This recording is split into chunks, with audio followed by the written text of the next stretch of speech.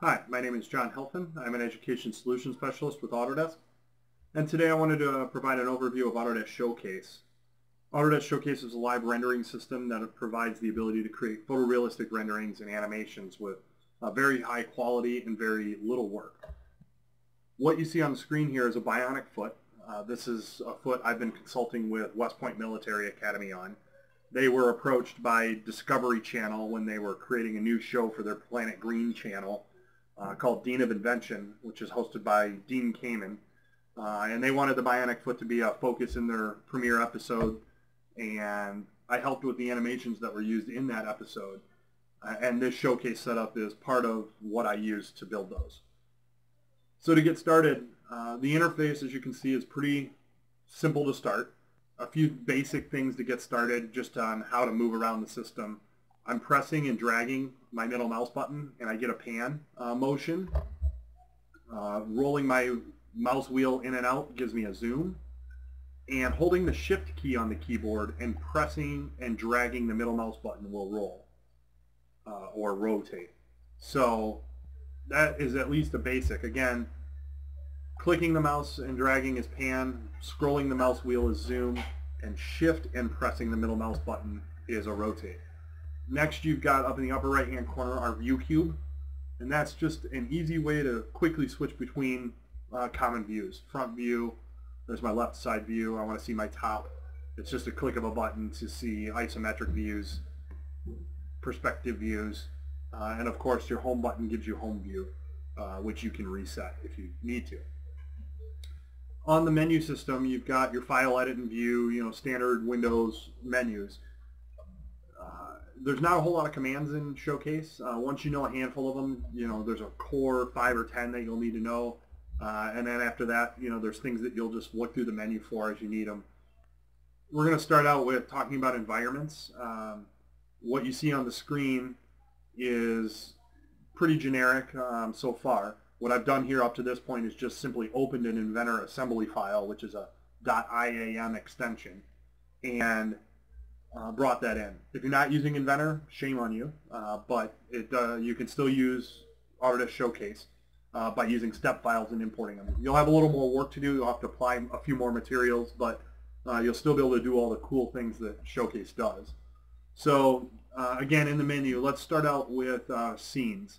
Under the scene menu, you have environments, which is E on your keyboard. And this is important because it's the fastest way to bring some color and bring some environment and realism to this part or model. So I'm going to hit E on my keyboard, which will bring up my environments menu or browser.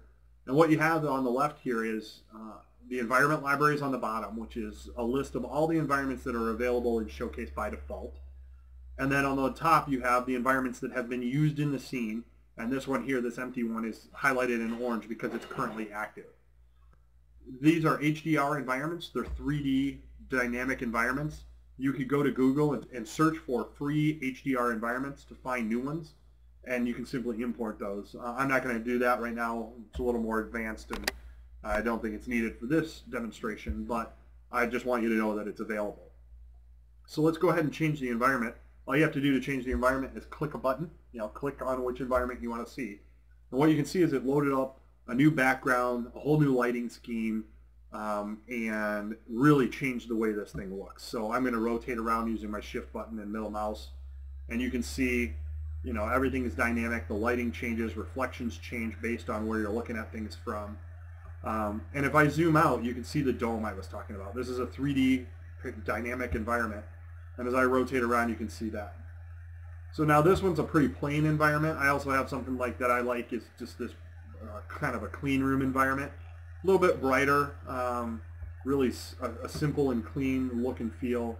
Where you can get really out there with it is changing environments to something like this country road. So when I work with SAE Baja teams around the country, I use this environment to show them their vehicles in an environment you might find them in, somewhere out in a dirt country road. And you can kind of see this environment's a little bit bigger. And you can see as I rotate around how the environment moves with the model. So this environment isn't necessarily the proper one for a bionic foot, but it gives you the idea that you can change environments easily. So I'm going to click on this one, the ID Simple Skylight. I like this one for what I'm going to show here, and that is ray tracing. So we talked a little bit about the environment and the lighting. I'm going to talk a little bit more about ray tracing. We're not going to go into too much depth with it, but I want to make sure it's it's there. Things look pretty nice from a visualization standpoint at this point, but with ray tracing, you can really bring things to life and make them pop. So I'm going to hit E on my keyboard to turn that off, or the environments off, and look under the View menu. Under the View menu, you have ray tracing. And ray tracing is an algorithm that watches how light bounces around the environment, and it calculates the reflections and shadows that are created based on that. So the things you need to know about are R for ray tracing, turns it on and off, and then the ray tracing control panel. So is Y on my keyboard. So I'm going to hit Y. And you can see down at the bottom I've got this control panel. It shows a progress bar and some settings. Ray tracing is very computationally intense for a computer. So you don't want to have it on all the time, but for final renderings it's good to turn on. And when I hit R on my keyboard, what you're going to see is you're going to see a lot of reflections become available. You're going to see some shadows darken down here under the ankle, because as light bounces around the scene, this ankle is going to be blocked or covered by this tibia mount. So you can see some realistic shadows. So I'm going to go ahead and hit R. That's going to turn on ray tracing. You see everything gets fuzzy. And what that is the system doing its calculations. And then as the progress bar moves forward down here, you're going to see things get more and more refined and clean. And one of the things right off the bat you'll notice is you see reflections. You can see these connectors reflected in this paint. You can see a shadow down here on the ankle. The screws are reflected. And as this progress bar moves forward, things are going to become more and more clear and sharp. And again, you can crank that up or down based on your system and what you need. So now that you've seen it, it's done rendering now. So in 30 seconds, I got a pretty amazing rendering. I'm going to hit R now, and it's going to turn off the ray tracing. And you'll see these shadows and these reflections all disappear, so you can kind of see the difference. So it's not a terrible change, but for a final image, I would definitely recommend ray tracing.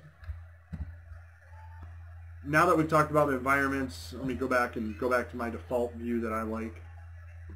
I'm going to talk a little bit about materials. So the environment doesn't do a whole lot if you don't have materials on your parts and models. I'm going to bring up under the menu, Materials menu. Materials is listed as M on the keyboard, and I'm going to hit M to bring that up. What you see here is something that's very similar to the environments setup that you saw. Down at the bottom you see Showcase Materials. These are the ones that are come by default. Car paints and fabrics and glass and metal and rubber and things like that. The things at the top are the materials that have been used in the scene and are active, or have just simply been used. For example, this red aluminum, anodized aluminum, is not, or has been used but is not currently active. And you can tell that because the checkbox shows things that are currently active, and this one doesn't have a checkbox. Same with the blue tinted glass and the regular glass down below. So to change a material, all you have to do is select a part, and then select the material that you want on that part. It's that simple. You can go into right-click and go into Properties and adjust the color and transparency and reflectivity and all these different settings. We're not going to do that. In most cases, you're going to like what you have by default, but you can customize things as you need to. You notice when I turn this to glass, there's a checkbox now. If I select this part and go to blue glass, that checkbox moves over just because you can see that that clear glass is no longer active. When the time comes and you need to, you can go to your Manage button on the materials and you can delete all of the unused materials. So if you're playing around, trying out different materials, and you start to find the ones that you really like and they're all on the part, you can clear that list out very easily. So that's the basics of materials. I'm going to go ahead and hit Control-Z to undo and get back to my blue paint. There we go. And I'm going to hit M on my keyboard again to toggle off the materials menu. So the reason you might go with something like a glass material is to show how something looks, so you can see through it to see how the insides work. So in this part, underneath this cover, there's a spring that I want to be able to expose and show people. Another way to do it rather than changing the material is you could use what's called cross-sections. So in the Scenes menu, there's a cross-section option here, and that's X on your keyboard. And then there's the option to show the cross-section grips, which is Shift X. All right, so I'm going to hit X on my keyboard. Now I get my dialog over here, and there's nothing in it yet, except for this Create option. And what that'll allow you to do is create a cross-section plane or a cross-section corner. So what I'm going to do is I'm going to select this corner or this cover, and I'm going to just create a cross-section plane. What that does is just simply slices in a 2D fashion across the part. And you can see what's selected here is that plane, and that what is selected is actually the section grip. So if I don't want to see that anymore, I can hold Shift down and hit X, and that turns that off. You'll need it when you're placing your section, but once you're done, you can turn those off because it'll clean up the view a little bit, and you won't have to see those cross-section grips. So I'm going to select that cross-section grip, and the next thing I want to do is I want to move that. I want to adjust where it is, what it looks like. To do that, under the Edit menu, there's transform handles, and that's H on my keyboard. Now what the transform handles do is if I have something selected and I want to move it, I can hit H on my keyboard, and it brings up a UCS that allows me to move that component. If I don't want to see that anymore, I can hit H on my keyboard and toggle it off, just like all the other interface components. So I'm going to turn it on, and I can simply drag an axis, and I can slice this part to a specific point where I feel it's appropriate.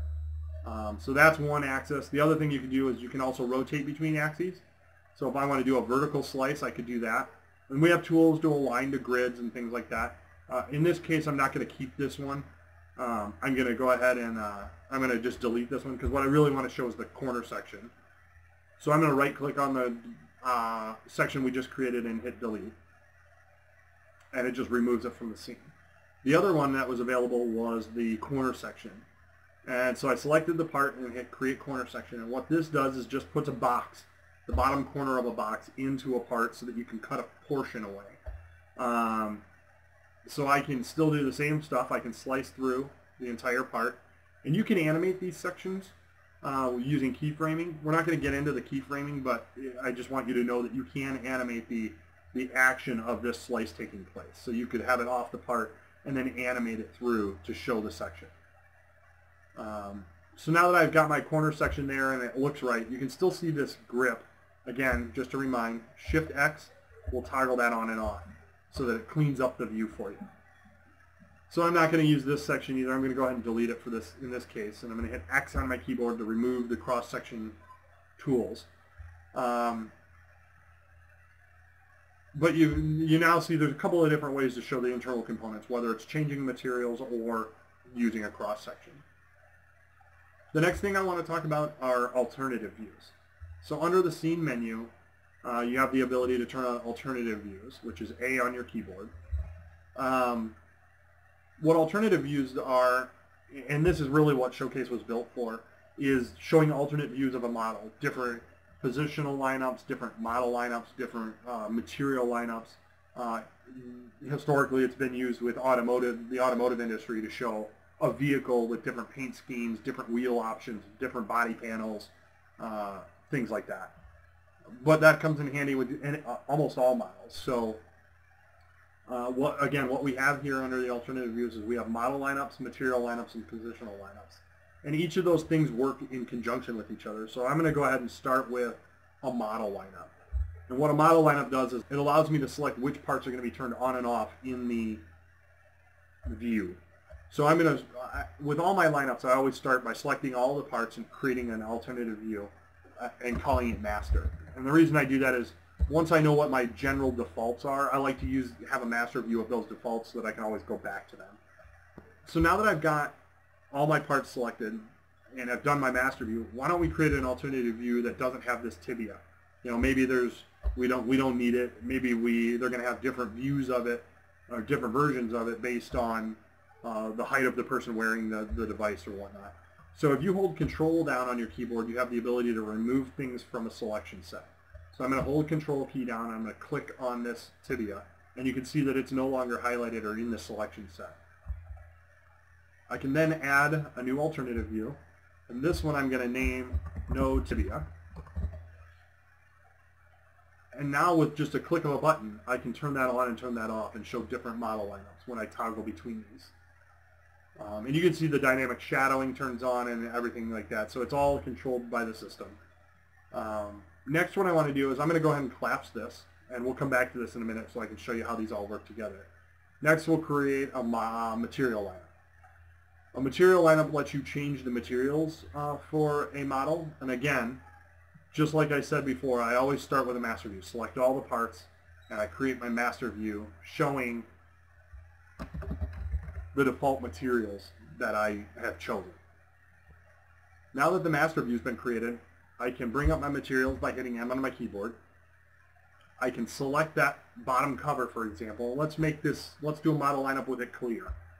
So I'm going to do a clear glass, and you can see that's changed now. So I'm going to select all my parts and add an alternative view. And this one I'm going to call it glass cover. Okay, so now, just like in the model lineup, I can toggle between showing it with a painted cover or a glass cover. And you can add as many lineups as you want, or as many alternatives as you want to each lineup. But I'm going to go ahead and collapse this one for now, and let's create the final lineup, and that's positional lineup. In a positional lineup, again, let's go back and select all these parts and create our master alternative view. And I'm going to hit M on my keyboard to get that materials lineup out of the way. We don't need that anymore. Next, what we're going to do is use the transform handles to move the position of some components. So I'm going to take this tibia and I'm going to move it out of here, and then I'm going to select all my parts again, and I'm going to add an alternative view. And this one I'm going to say move tibia. Okay, so now if I toggle, the tibia is either in its default position at the master view or it's been moved out. So let's do another move. We're going to select this component, this foot down here, and I'm going to move it out a little bit. And I'm going to move it over. And now I'm going to select all my parts. And I'm going to create an alternative view, and I'm going to name it move foot. So now I have different lineups. I have all the parts in the default position. I have the tibia removed. I have the foot removed. But what's cool is I can expand these other model lineups, and I could look at it. What if I was in a positional mode, or positional lineup where things were exploded, but I still wanted to see through this cover? I could just change the material lineup to show the glass component. Perhaps I say, yeah, but I want to see the exploded view, but I don't need this tibia anymore. I can turn off the tibia, right? So a combination of these, with the combination of these, I can create all different kinds of representations of my model for presentation purposes. It's an amazing tool for showing off how a design comes together. Now, I click my master lineup for a positional lineup for the model, and it put the foot back in position. But where is the tibia, right? We had turned that off. The nice thing is it has really moved it back into this position into the center, but because it's not in the model lineup, it's not visible. So if we go back to our master model lineup, there it is back in the original position. Okay, so I'm going to go back to all my master views, just back to my default, so you can see how those all work together. I'm going to hit X on my keyboard. Oh, not X, sorry. I'm going to hit A on my keyboard to turn off my alternative views. And we'll move into the next section. The next section is shots. If I were going to show somebody Showcase for the first time, like I'm doing for you guys, and show them nothing else, I would show them 4 things. I would show them environments, materials, alternative views, and shots. Between those 4 major components of Showcase, you can do amazing things. What shots are is under the view menu, you have shots. It's found here down at the bottom. It's T on your keyboard. So I'm going to go ahead and hit T on my keyboard and bring it up. I get the same, similar dialog box what you guys have been seeing, but no shots created yet. So what I'm going to do is I'm going to go into a kind of a perspective view. And shots let you create either still or animated views of your assembly or your model. A still shot is just a straight image, and it has a time limit, and I'll show you why we have a time limit in a second. You have cinematic shots, which are keyframed animations that can be controlled by paths that you create. I I'm not going to get into cinematic shots. They're a little more complex than what I want to do for this demonstration, but I think you'll be able to see that you can do amazing things with just a few options. So I'm going to start with a start to end shot. Now what that is it brings up a dialog box that lets you begin creating the shot. It has a start point and end point. It has a transition capability, it has a duration, and the ability to preview. So by default, when you start a new start to end shot, the view you see on the screen is the starting point. And what you need to do is use your navigation controls to hold, I'm going to hold shift down and middle mouse button, and I'm going to just rotate around to the back of this model. Okay, and now that I know this is where I want to end up, I'm going to hit reset endpoint. And what that did, now let me preview, is it went from a start point to an end point and just animated the transition between the two. Let me preview it again. And you can see it fades from black to the shot, and then at the end it fades out to black again. In this case, I'm going to turn that off. Under the transition, under the drop down here, I'm going to select cut to shot, because what I'm going to do is chain a few shots together. The other thing I'm going to do is I'm going to name this shot. I'm going to call it front rotate, because we're rotating from the front. And I'm going to go ahead and close this. So that shot is done. To see it again, you can always double click the shot again down at the bottom, and then it'll walk through the motion. Next, what I'm going to do is, now that I've rotated to this back view, I'm going to create a still shot. And what a still shot's useful for is it's just taking the last position I was in, and I'm going to pause on it for a second or two. In this case, I'm going to set it to 2 seconds. I'm not going to preview it because I don't need to bore you with just showing it pause for 2 seconds. I'm going to close. And without moving the view, I'm going to go ahead and create another shot, another start to end shot. And because the way the system's set up, it's going to, my initial start view is the last position, it's what I see on the screen. And then I'm going to zoom in on this ankle here so I can see some of these components. And I'm going to reset the endpoint. And I'm going to preview it. So now that's just a zoom from where I was into the ankle. Again, I'm going to turn off the fade. I'm going to set it to cut to shot, and I'm going to name this zoom to ankle. You can see the names down at the bottom of the shots. But now I have 3 shots put together, and I can go back and I can double click on each. The middle one is just a still shot, and then the final one is the zoom to the ankle. And the reason I did that is so that I can use the file menu. I could either do a save as image and just save a single image that I see on the screen, or I can do save as movie. Now I'm going to leave all the defaults. I'm not going to get into the settings. You can really adjust these settings to turn on ray tracing and high quality and no compression and get really high quality stuff. But for what I'm doing, I just want to create a quick animation to show some of my colleagues, or you guys for example, what animations can do. So you have the option to either individually save out individual shots, or you can do them all together. And I'm just going to hit Save Movie. I'm going to save to a test file on my desk and overwrite it. And what it's going to do is it's going to start working through those animations based on the shots or frames per second that I selected in the dialog. And it's going to finish the first shot. It's going to the second. Here we're pausing on the second one. And next we're going to go into the third shot, and it's going to zoom in to that ankle.